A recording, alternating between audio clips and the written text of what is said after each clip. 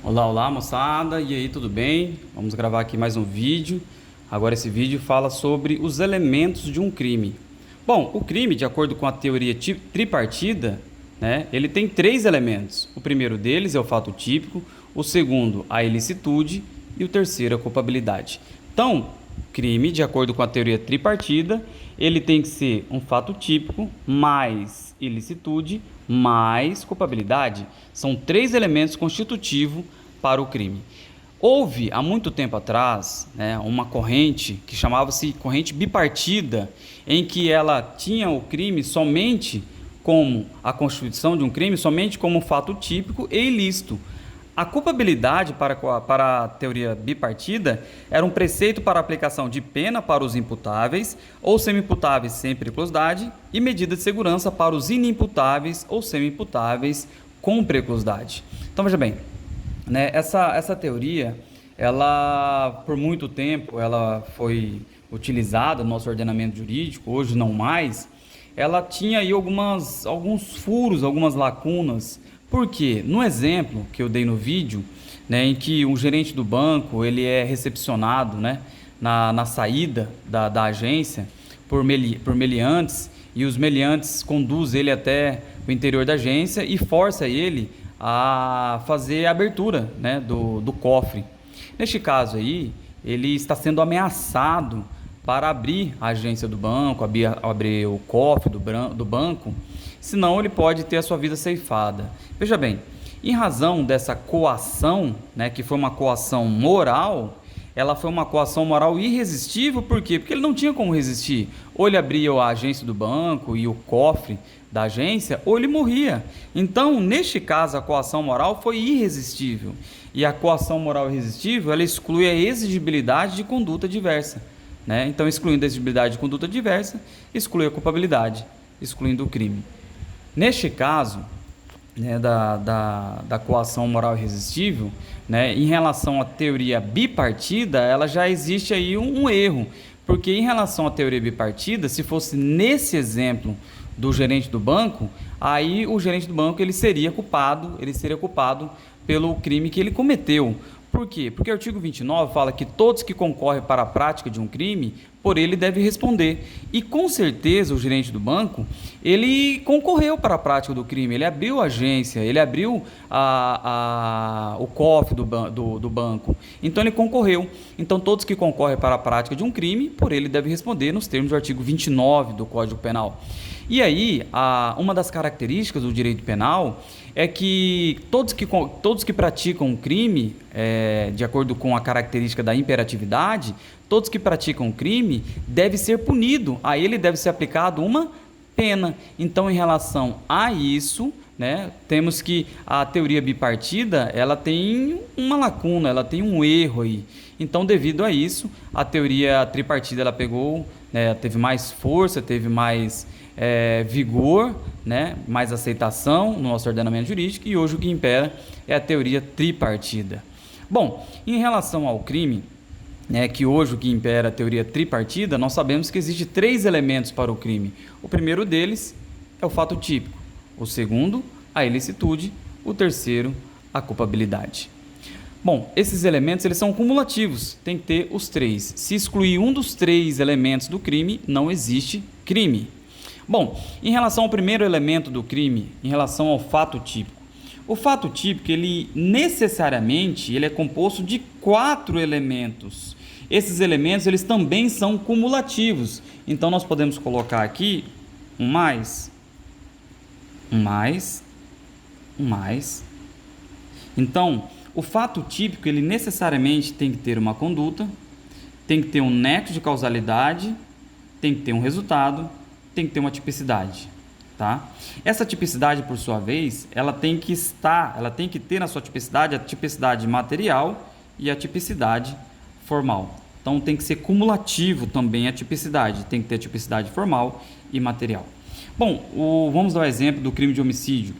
No caso do crime de homicídio, Qual é a conduta? Vamos dar o exemplo que a conduta... vamos dar o exemplo do caso da Susana Ristoff, dos irmãos Cravinhos. Qual foi a conduta dos irmãos Cravinhos? Eles bateram com a barra de ferro, a conduta deles foi bater com a barra de ferro na cabeça dos pais, né, da Susana Ristoff. Veja bem, houve o resultado naturalístico? O resultado naturalístico foi o quê? A morte deles. Então, houve resultado? Sim. Entre a conduta e o resultado, houve nexo de causalidade? Ou seja, os pais da Susana Ristoff, eles morreram em razão da conduta dos irmãos Cravinhos, ou seja, da conduta de bater com os ferros, né, bater com o ferro na cabeça deles? Sim, eles morreram em razão das pancadas, em razão dos golpes de ferro pelos irmãos Cravinhos. A tipicidade, ela por sua vez, ela está, né, lá no Código Penal, né? O Código Penal traz a tipicidade formal e os fatos narrados pelo crime, eles se amoldam esse artigo 121 do Código Penal. Então, por sua vez, tem a tipicidade formal e material. Bom, uma das excludentes, né, da tipicidade material é o princípio da insignificância, né, trazido aí pelo Superior Tribunal de Justiça, em que ele traz os requisitos para aceitação, né, para aplicação do princípio da insignificância. Bom, o segundo elemento do crime é a ilicitude, tá? A ilicitude, ela nada mais, nada menos que a antinormatividade, tudo que é contrário à lei é ilícito, né? Só que a ilicitude, o conceito dela é bem pequeno. O que é maior são as excludentes de ilicitudes. Então, se houver uma das excludentes de ilicitude, exclui a própria ilicitude, excluindo o crime. Tá ok? Bom, quais são as excludentes de ilicitude do artigo 23 do Código Penal? Primeiro, chama-se estado de necessidade. O segundo, legítima defesa. O terceiro, exercício regular de um direito. O quarto, o estrito cumprimento do dever legal. Então, essas são as 4 excludentes de ilicitude. Já em relação à culpabilidade, nós já falamos uma delas, só que vamos falar agora de forma mais especificada.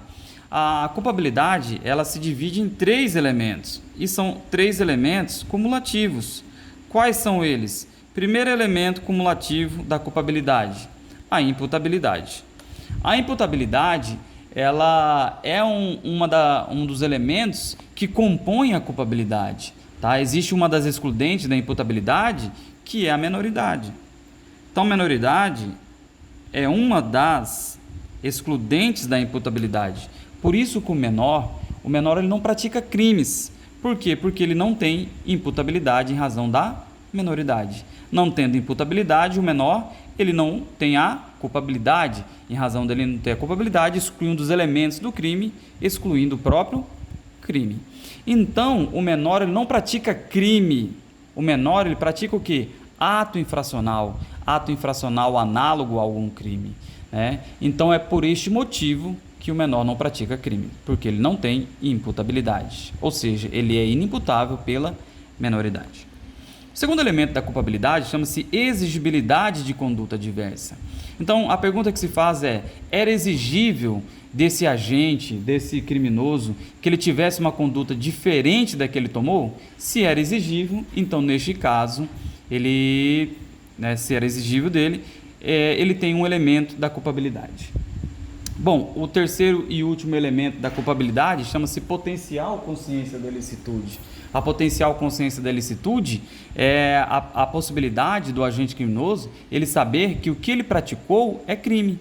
Então, se ele souber que ele praticou é um crime, ele tem a potencial consciência da ilicitude. Uma das coisas que exclui a potencial consciência da ilicitude é o erro de proibição inevitável.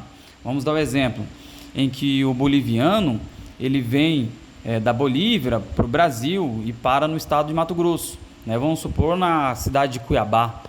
Aí esse boliviano, ele é um boliviano que ele não tem estudo, que ele não tem acesso à internet, é um boliviano que não tem muito conhecimento, né, jurídico. E aí, devido a isso, ele pensa, né, que no Brasil também é permitido a posse, né, de droga para o consumo próprio.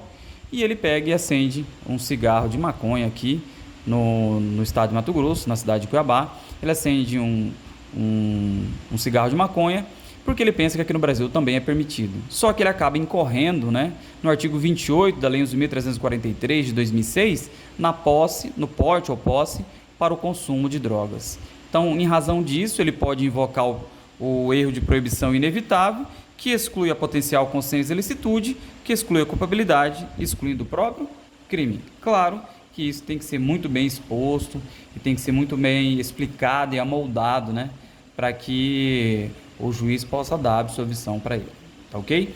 Bom, espero ter ajudado vocês, falei aí um pouco sobre elementos do crime e agora vou gravar um novo vídeo falando sobre a régua processual. Um abraço a todos e até a próxima.